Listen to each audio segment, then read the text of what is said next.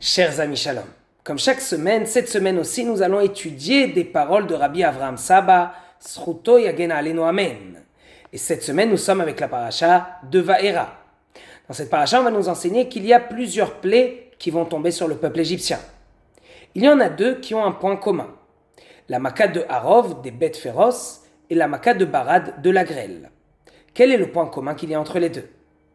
Rabbi Avraham, dans son livre Tzror Haman, nous explique. Dans la Makat Harov, il y avait ce verset Veifleti bayomahu. Cela veut dire qu'Hachem va faire une distinction. De quelle distinction on parle ici?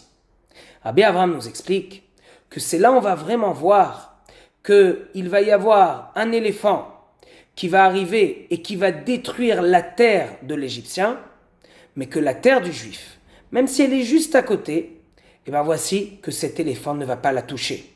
Ça s'appelle comment en hébreu? La Hashgacha Pratit. Hachem est là et il va faire cette distinction.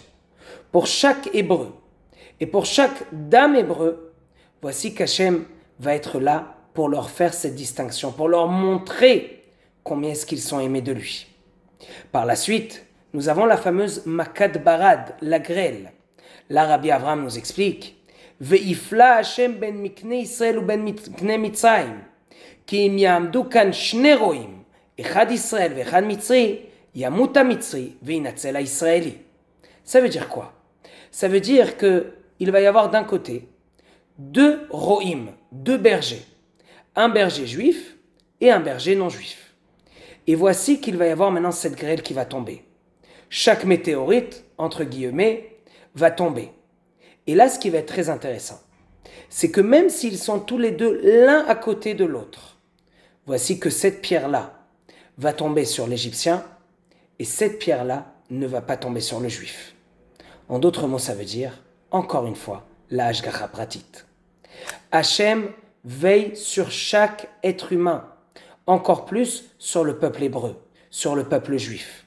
Chaque juif doit savoir que Hachem est là pour lui et pour elle 24 heures sur 24, 7 jours sur 7.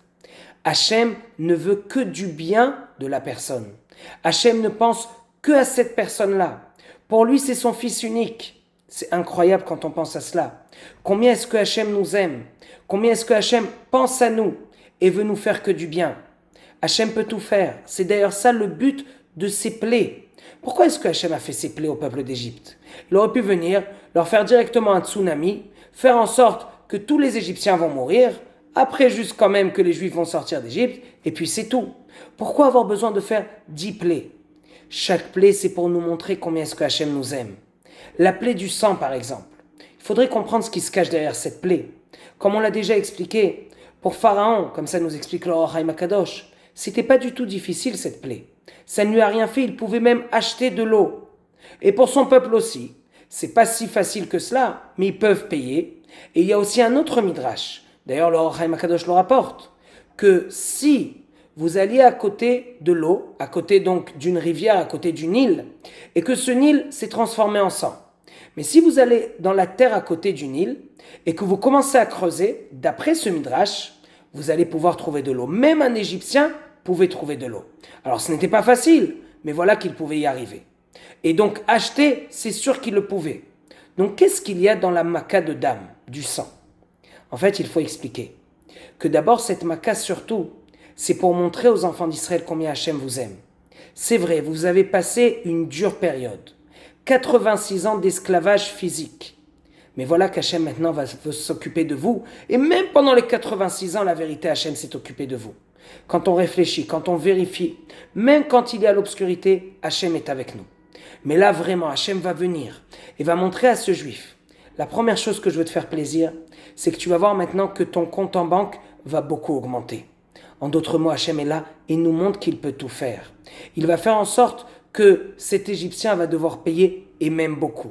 Et ça va continuer comme ça. Toutes les plaies, ça va montrer aux Juifs combien Hachem l'aime, combien Hachem est pour lui, combien Hachem veut lui faire du bien, combien est-ce que Hachem est à l'origine de toute la gentillesse, de toute la générosité qui existe dans le monde.